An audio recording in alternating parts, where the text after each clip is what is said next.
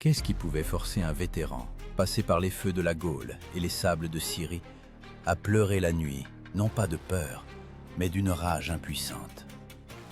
Nous sommes habitués à voir les légions romaines comme un mur indestructible d'acier et de muscles, étincelant au soleil. Mais si vous vous approchez de cette formation de près, vous ne sentirez pas l'odeur de la victoire, mais la lourde puanteur des corps non lavés. Et vous n'entendrez pas le cliquetis des épées, mais un son discret et affolant. Le bruit d'ongles déchirant la peau jusqu'au sang. L'histoire de Rome, ce n'est pas seulement les triomphes des empereurs. C'est la guerre sans fin de chaque soldat contre un ennemi qu'il est impossible de transpercer avec un pilum. Cet ennemi dormait avec eux, mangeait avec eux et marchait avec eux jusqu'au bout du monde. À la fin de ce récit, vous comprendrez pourquoi un simple peigne en os coûtait parfois plus cher qu'un anneau d'or pour un légionnaire, et quel était le prix réel payé pour la grandeur de l'Empire. Les archéologues, mettant au jour les couches culturelles des camps militaires romains de la Bretagne à Israël, trouvent constamment le même objet, dont le nombre se compte par milliers. Ce ne sont ni des pièces de monnaie, ni des pointes de flèches, mais des peignes doubles avec des dents incroyablement serrées. Des études menées dans le camp de Vindolanda, près du mur d'Adrien, ont montré que ces peignes se trouvaient littéralement dans chaque baraquement. Ce n'était pas un objet de luxe, ni un outil de coiffure. C'était un outil de survie. Entre les dents de ces découvertes, les scientifiques trouvent encore aujourd'hui des restes fossilisés de poux et de leurs œufs. Le soldat romain, qui conquérait le monde, était couvert de parasites de la tête aux pieds. Ce fait apparaît rarement dans les films hollywoodiens, mais c'est pourtant lui qui définissait la vie quotidienne du légionnaire plus sévèrement que la discipline du centurion. Essayez de prendre conscience des conditions dans lesquelles vivaient ces hommes lorsqu'ils n'étaient pas en formation. 8 hommes adultes, leur équipement, leurs armes et leurs réserves de nourriture. Tout cela logeait dans une seule tente ou dans une petite pièce de la caserne d'une superficie ne dépassant pas 20 mètres carrés. Cette unité minimale, vivant et combattant ensemble, s'appelait le contubernium. C'est dans l'exiguïté du contubernium, où les gens dormaient serrés les uns contre les autres pour se réchauffer les nuits froides, qu'avait lieu l'échange instantané de parasites. Si un soldat ramenait un pouls, les 8 se grattaient 3 jours plus tard. La chaleur des corps humains dans cet espace confiné créait l'incubateur idéal pour la reproduction des insectes, transformant le repos après une marche épuisante en torture. Des auteurs anciens, tels que Pline l'Ancien, mentionnaient dans leurs travaux d'histoire naturelle divers remèdes contre les parasites, ce qui témoigne de l'ampleur du problème. Cependant, la médecine romaine de l'époque était impuissante face à la véritable nature de ces créatures. Les médecins de la Légion croyaient que les poux naissaient d'eux-mêmes à partir des humeurs corrompues du corps ou de la sueur s'échappant par les pores. Cette erreur fondamentale coûta la vie à des milliers de personnes. Les soldats tentaient de combattre ce fléau en se frottant avec de l'huile ou du vinaigre, mais cela n'apportait qu'un soulagement temporaire. L'ironie du sort résidait dans le fait que la civilisation la plus avancée de l'Antiquité, celle qui avait construit des aqueducs et des thermes, ne pouvait protéger ses défenseurs d'une créature de la taille d'une graine de sésame. La situation devenait particulièrement terrible dans les climats froids. Les vêtements de laine, qui sauvaient de l'hypothermie, se transformaient en malédiction. Le tissu grossier et dense était idéal pour que les insectes déposent leurs œufs dans les coutures et les plis. Le vêtement de dessous principal du soldat romain, cousu de laine ou de lin, s'appelait la tunique. Le légionnaire pouvait porter la même tunique pendant des semaines sans l'enlever, surtout pendant les campagnes hivernales ou les patrouilles à la frontière. Les parasites se cachaient profondément dans les fibres du tissu, sortant pour la chasse dès que le corps du soldat réchauffait le matériau. Enlever et laver la tunique dans l'eau glacée du ruisseau était souvent impossible, et un ensemble de vêtements de rechange était un luxe, accessible non pas toujours et non pas à tous. Une analyse ADN moderne prélevé dans la pulpe dentaire de squelettes trouvés dans des sépultures romaines, a révélé un autre sombre secret. Ces poux n'étaient pas seulement une nuisance agaçante, ils étaient porteurs d'une maladie que nous appelons aujourd'hui la fièvre des tranchées. La bactérie Bartonella quintana, découverte dans les restes, provoquait une douleur épuisante dans les tibias, une forte fièvre et une faiblesse. Le soldat qui devait parcourir 30 kilomètres avec le poids complet de son équipement le faisait souvent dans un état de délire fiévreux, brûlant de l'intérieur, tandis que sa peau brûlait des morsures de l'extérieur. C'était un front invisible, où les pertes n'étaient pas enregistrées dans les rapports officiels des triomphes. Mais l'épreuve la plus difficile n'était pas la douleur, mais la pression psychologique. Les démangeaisons constantes privaient de sommeil. Le manque chronique de sommeil rendait les guerriers irritables, réduisait la réaction et émoussait l'instinct de survie. Dans les moments d'accalmie, le camp se remplissait d'un son caractéristique. Des centaines d'hommes étaient assis près des feux, ayant enlevé leurs tuniques, et examinaient méthodiquement, centimètre par centimètre, les coutures, écrasant les insectes avec leurs ongles. Ce rituel était la seule façon de contrôler tant soit peu la population de l'ennemi sur leur corps. Cependant, dès que le signal de la trompette, annonçant le rassemblement, retentissait, cette lutte passait au second plan. Les légionnaires revêtaient leurs tuniques grouillantes de vie, serraient leurs ceintures et se préparaient pour la marche, emportant sur eux des milliers de passagers clandestins, prêts à boire leur sang à la prochaine halte. Lorsque le corps du matin déchirait le silence de l'aube, commençait la procédure qui transformait l'homme en une bête de somme cuirassée, privée du droit à la faiblesse. On pourrait penser que le moment le plus difficile de la matinée était d'enfiler l'armure froide. Mais les vétérans savaient que la véritable torture commençait plus tard, lorsque le soleil atteignait son zénith. Les plaques d'acier de la lorica segmentata ou le lourd tissu de la côte de maille, chauffés par les rayons du soleil, créaient un effet de serre à l'intérieur du scaphandre de fer et de cuir. C'était précisément ce moment qu'attendaient les milliers de minuscules habitants des plis des vêtements, pour qui l'augmentation de la température corporelle de l'hôte servait de signal pour la phase d'alimentation la plus active.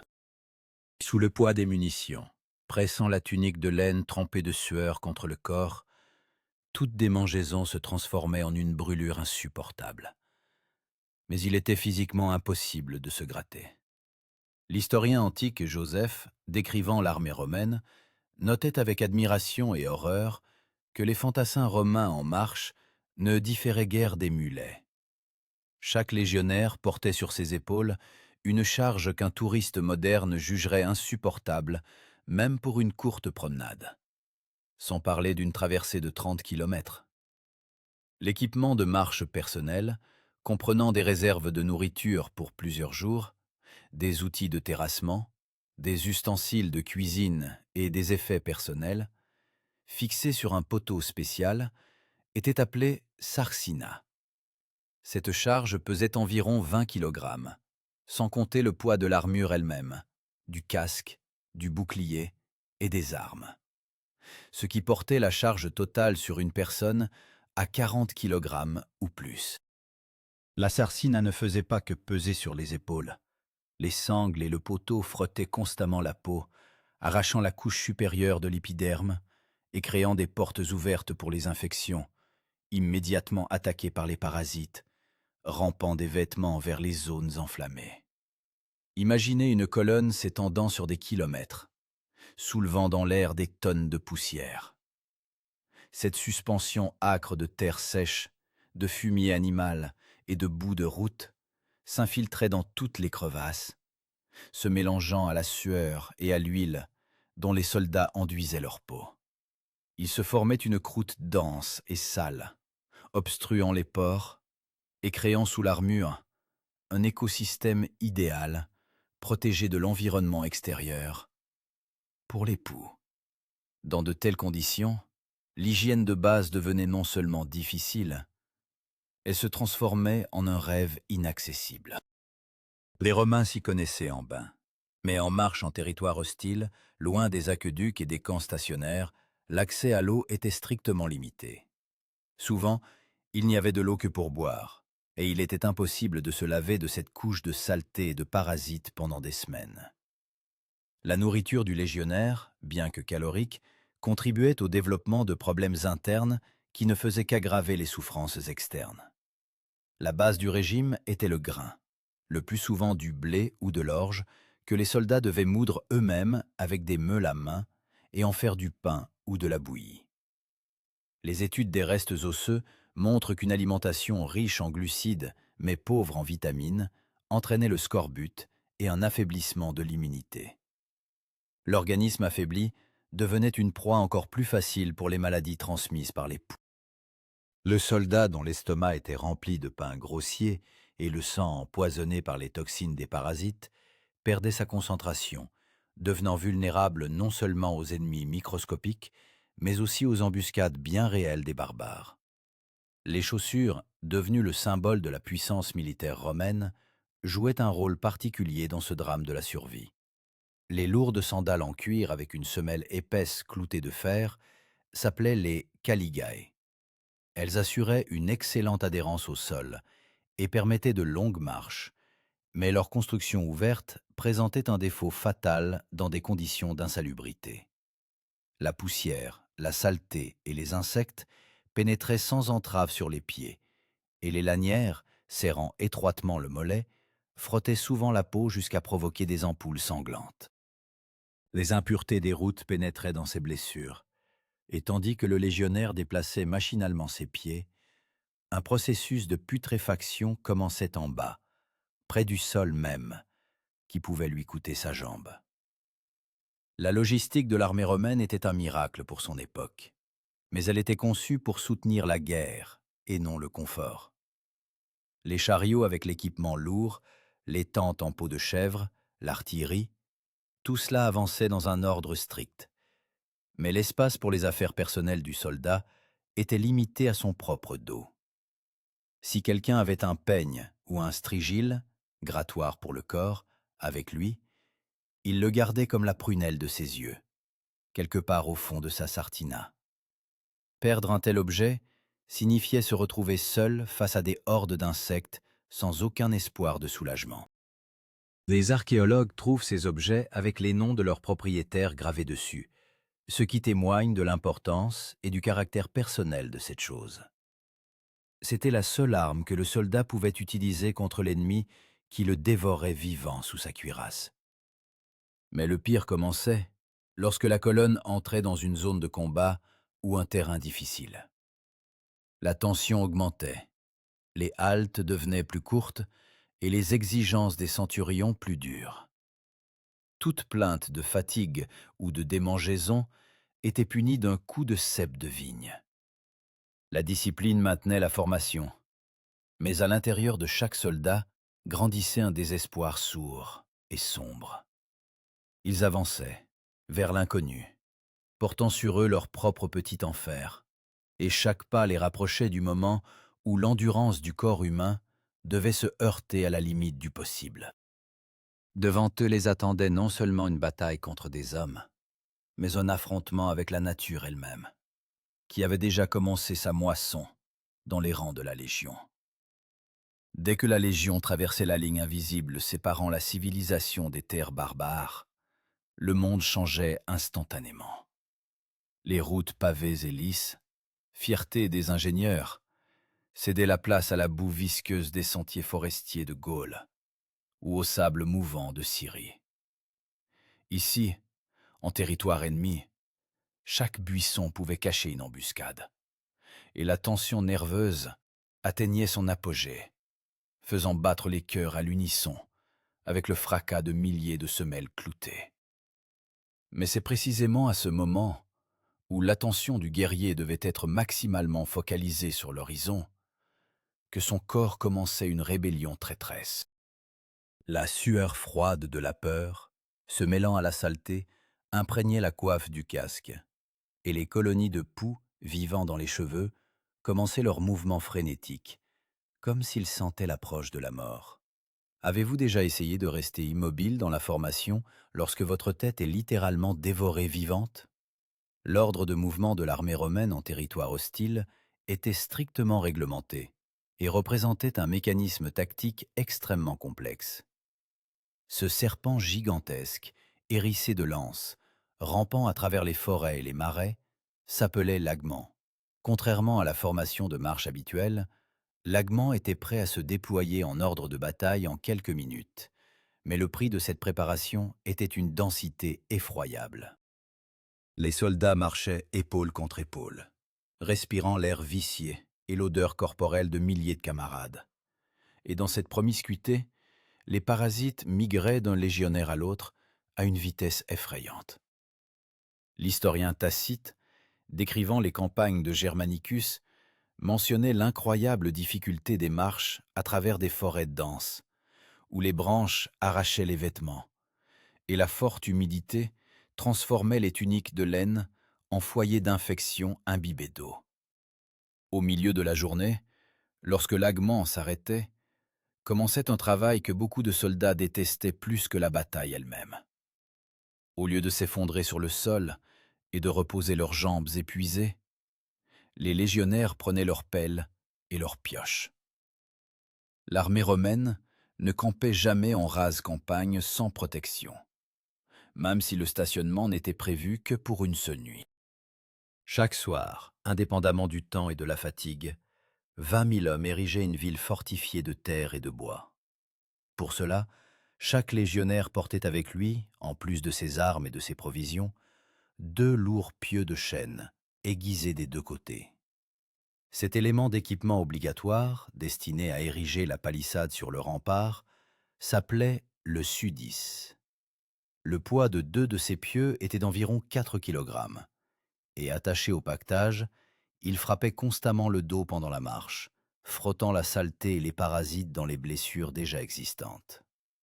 Polybe nous a laissé une description détaillée du processus d'établissement du camp, indiquant que chaque manipule connaissait sa place et sa tâche à 1 mètre près. Mais derrière cette organisation idéale se cachait une réalité sale et sanglante. Les travaux de terrassement provoquaient une transpiration abondante. Le corps se réchauffait, et les poux, qui somnolaient dans la fraîcheur du matin, entraient en frénésie. Le légionnaire creusait le fossé, la fossa, d'une profondeur et d'une largeur de 3 mètres, jetant des tonnes de terre, et à chaque coup de pioche, les démangeaisons sous l'armure devenaient insupportables. S'arrêter était interdit. Les centurions surveillaient le rythme des travaux avec une rigueur impitoyable. C'est précisément pendant ces heures, lorsque les pores étaient le plus ouverts et la peau échauffée, que les excréments des poux, contenant les agents pathogènes, pénétraient dans les écorchures microscopiques, déclenchant le mécanisme de la fièvre des tranchées. Lorsque les murs étaient érigés et les tentes montées, venait le temps qui aurait dû apporter le repos, mais n'apportait que de nouveaux tourments.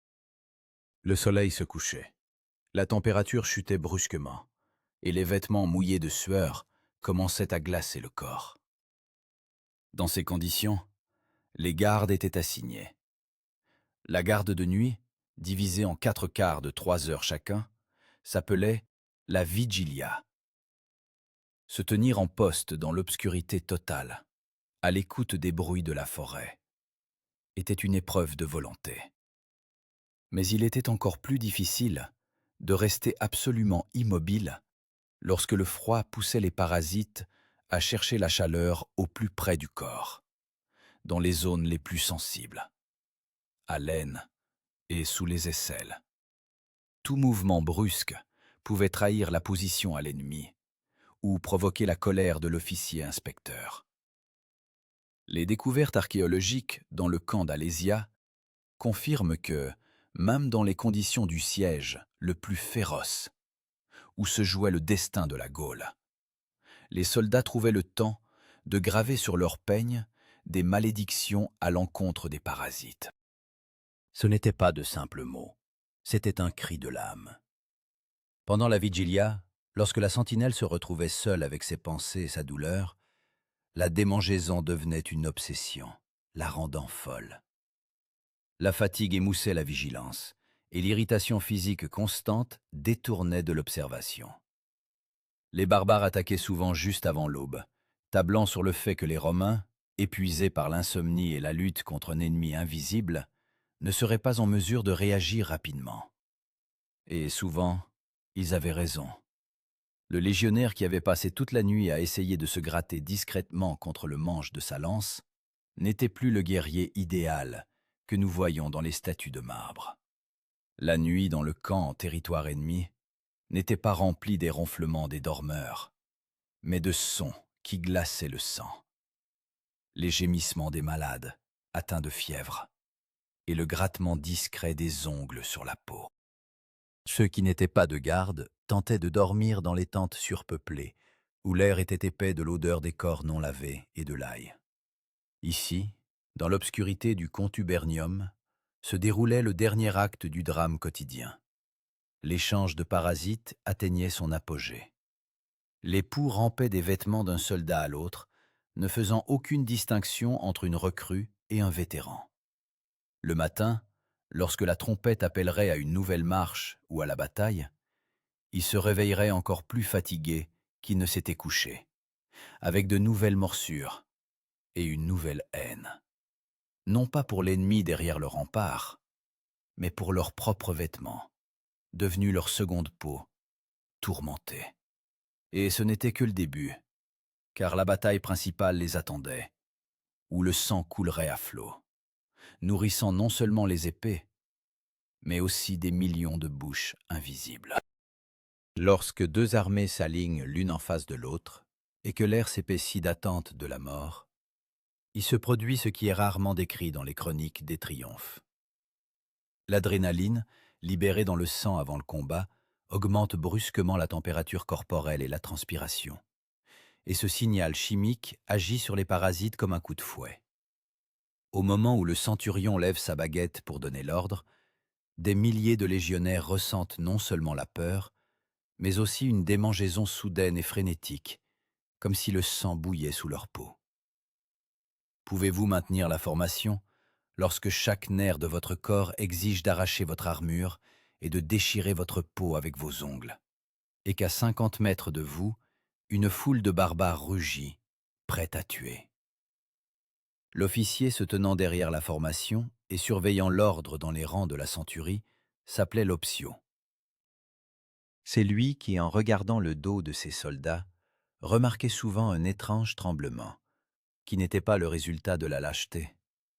Des études ADN modernes sur des sépultures romaines confirment la large propagation de la bartonellose, ou fièvre des tranchées, dont les poux de corps étaient précisément les vecteurs. La bactérie provoquait une douleur aiguë et perçante dans le périoste des tibias, ce qui faisait que les jambes des guerriers fléchissaient littéralement sous le poids du scutum, un bouclier de 10 kg. L'Optio voyait des vétérans qui avaient traversé une dizaine de campagnes tituber dans les rangs non par peur, mais parce que leurs propres os brûlaient de l'intérieur par le feu invisible de la maladie. La bataille de la Légion n'est pas une mêlée désordonnée, mais un mécanisme complexe où la fatigue d'un seul homme peut causer la perte de tous. Pour maintenir la fraîcheur de l'assaut, les Romains utilisaient un système tactique unique de remplacement des combattants en plein milieu de l'engagement. Cette manœuvre, permettant à un guerrier fatigué du premier rang de se retirer vers l'arrière à travers les intervalles de la formation et à un frais de prendre sa place, s'appelait la rotation. Mais imaginez l'horreur de la situation où le soldat frais, s'avançant au premier rang à la rencontre des épées ennemies, est déjà épuisé par l'insomnie et la fièvre. Des historiens, tels que Goldsworthy, notent que le succès de l'infanterie romaine reposait sur l'endurance physique, mais les parasites érodaient ce fondement, transformant la rotation d'une manœuvre salvatrice en un simple déplacement de corps à moitié vivant. Dans le chaos du corps à corps, Lorsque la distance se réduit à un coup de poignard, l'hygiène du champ de bataille se transforme en piège mortel. Les poux, vivant dans les plis des tuniques, ne font pas que mordre. Ils défèquent sur la peau, et leurs excréments contiennent des pathogènes concentrés, du typhus et de la fièvre. Toute égratignure reçue au combat, toute coupure due à un coup glissant de l'épée ennemie, était instantanément infectée par cette saleté biologique. L'encyclopédiste romain Aulus Cornelius Celsus décrivait en détail le traitement des blessures dans son traité De Medicina. Mais il ignorait que la principale menace ne venait pas du fer rouillé des barbares, mais des vêtements du légionnaire lui-même. Le mélange de sang, de sueur et du contenu intestinal de millions d'insectes était frotté dans les plaies ouvertes sous la pression de l'armure, déclenchant des processus de septicémie bien avant que le soldat n'atteigne les mains du médecin. Le point culminant de la bataille arrivait lorsque les forces physiques des deux côtés s'épuisaient et que le vainqueur était celui qui pouvait endurer le plus de douleur. À ce moment, le soldat romain combattait sur deux fronts. Devant lui se trouvait l'ennemi avec une hache, et sur lui, un ennemi qu'il était impossible de tuer avec le gladius.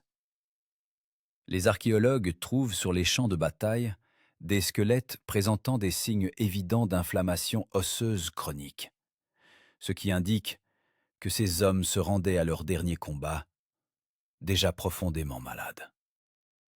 Lorsque la formation se resserrait et que la mêlée commençait, la température à l'intérieur de cette masse vivante montait à des niveaux critiques.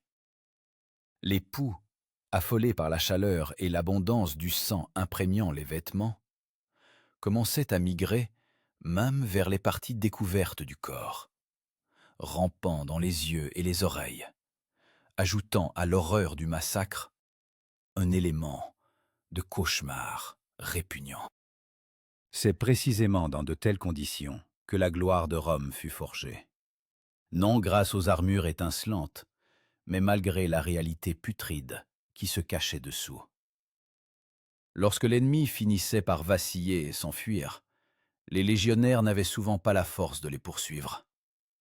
Ils s'effondraient sur le sol imbibé de sang, et à cet instant, survenait le contre-coup le plus terrible. L'adrénaline se retirait, et la douleur des milliers de morsures et des tibias enflammés revenait avec une force décuplée. La victoire sur le champ de bataille ne signifiait pas la victoire dans la guerre pour la survie. Le soir, lorsque les blessés étaient traînés dans la tente du médecin, commençait une nouvelle étape de la tragédie, où le principal ennemi était déjà à l'intérieur de l'organisme, répandant le poison dans les veines des vainqueurs. La Légion avait tenu bon, mais le prix payé par chaque individu était caché sous les bandages sales et les tuniques imbibées de pus, qui continuaient de grouiller de vie. Le silence qui s'abattait sur le champ après la bataille est plus effrayant que le fracas du combat lui-même, car on n'y entend pas les ordres, mais les gémissements de ceux qui ont perdu leur guerre personnelle contre le métal et la chair. Lorsque l'adrénaline s'est dissipée et que les cris de triomphe se sont tus, une autre bataille a commencé, dans laquelle le légionnaire romain n'avait ni bouclier, ni épée, ni chance de victoire. Les guerriers survivants mais mutilés n'étaient pas ramenés chez eux, mais dans un lieu qui aurait dû être un foyer de guérison, mais qui devenait souvent le seuil des enfers. Ici, au milieu de l'odeur de chair en putréfaction, de vinaigre et de bandages non lavés, le véritable assassin des légions retirait son masque, montrant que l'épée rouillée du barbare n'était qu'une égratignure, comparée à ce que la nature avait préparé. Vous êtes-vous déjà demandé pourquoi les épitaphes romaines mentionnent si souvent les noms de jeunes hommes, sur les squelettes desquels les archéologues ne trouvent aucune trace de blessure de combat? Le cœur de la machine médicale de la Légion, un complexe qui, par sa conception, était en avance sur son temps de 1500 ans, était le Valetudinarium. Ce bâtiment spécialement construit, ou système de tente à l'intérieur du camp, servait d'hôpital militaire, où les médecins tentaient de reconstituer les hommes. L'architecture du valétudinarium était un chef-d'œuvre de logique. Couloirs, salles, système de drainage de l'eau, tout était conçu pour l'efficacité. Mais derrière ces murs se cachait un piège biologique. Des centaines de blessés, dont l'immunité était sapée par l'épuisement, gisaient côte à côte sur des paillasses. La paille, qui n'était pas changée aussi souvent qu'il le faudrait, grouillait de poux, qui rampaient des vêtements des nouveaux arrivants vers les plaies ouvertes des opérés, bouclant le cercle mortel de l'infection. Les médecins romains, comme le célèbre Galien ou l'auteur de traités Cels, maîtrisaient l'art de la chirurgie à la perfection, sachant extraire des flèches et suturer des vaisseaux. Mais ils étaient absolument aveugles face au micromonde. Les instruments, tels que les scalpels et les sondes, étaient bouillis ou chauffés.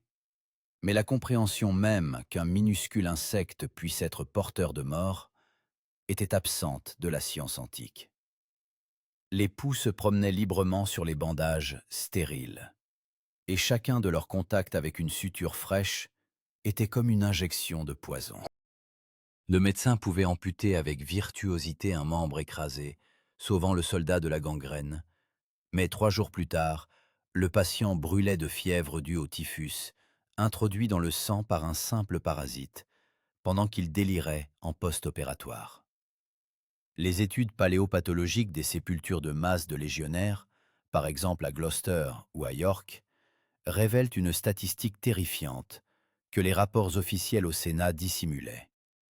Pour un homme tué dans un affrontement direct, il y en avait jusqu'à 3 ou 4 morts de maladie dans les infirmeries. Ce n'étaient pas des morts héroïques dignes de chant. C'était une extinction lente et humiliante d'hommes robustes qui se transformaient en squelettes, tremblant de frissons sur la paille humide. La fièvre des tranchées, propagée par les poux, entraînait des complications cardiaques, causant l'endocardite. Le guerrier qui avait survécu à un coup de hache mourait parce que son cœur s'arrêtait tout simplement, rongé par des bactéries qu'il avait nourries de son sang pendant des mois. Dans les couloirs sombres du valétudinarium se déroulaient des drames dont les colonnes de marbre de Rome ne parlent pas. Le soldat blessé, incapable de bouger, devenait un buffet à volonté pour les colonies de parasites. Si, en formation ou en marche, il pouvait au moins essayer de tuer l'insecte, ici, cloué au lit par la douleur, il était impuissant. Les infirmiers, ou capsari, enduisaient les plaies de miel et de vin, attirant encore plus d'insectes par l'odeur sucrée. Dans le délire de la fièvre, les légionnaires avaient l'impression que leur corps était dévoré par des démons. Et d'une certaine manière, ils avaient raison. Les démons étaient de la taille d'un grain du sable, et ils étaient des millions. Ceux qui avaient eu la chance de survivre à cet enfer et de quitter l'hôpital retournaient au combat transformés. Ils étaient des ombres pâles d'eux-mêmes, avec des douleurs osseuses chroniques et un cœur affaibli. Mais le système ne connaissait pas la pitié. Dès que la blessure se refermait, le légionnaire remettait sa tunique, qui, peut-être, avait traîné tout ce temps dans un tas d'affaires de camarades décédés, attendant un nouveau propriétaire avec ses habitants. Le cycle recommençait. La survie dans le valétudinarium était considérée comme une grâce des dieux. Mais en réalité, ce n'était qu'un sursis.